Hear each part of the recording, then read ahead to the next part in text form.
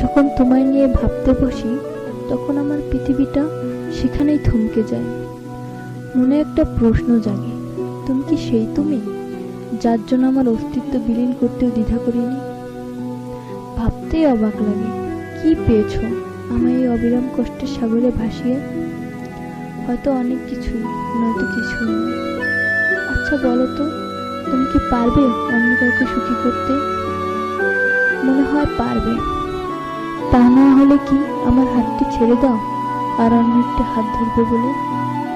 জানো, তুমি চলে যাওয়ার পর এখনো সবকিছু অচেনা লাগে। কাউকে আর সহজে বিশ্বাস করতে ইচ্ছা করে না। হাসতেও পারি না আগের মতো। নীরবতা আর একাকিত্বে ভরপুর আমার জীবন। চারপাশটা এখন ভেলাভূমি ছাড়া আর কিছুই মনে হয় না। তোমার স্মৃতিগুলো প্রতিনিয়ত আমায় কাঁদায়।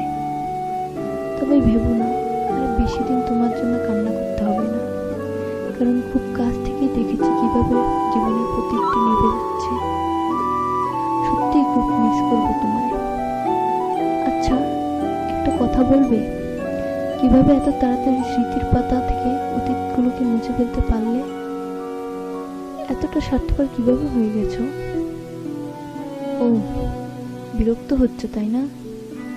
আচ্ছা, আর বিরক্ত করবো না তোমায়। ভালো থেকো তুমি।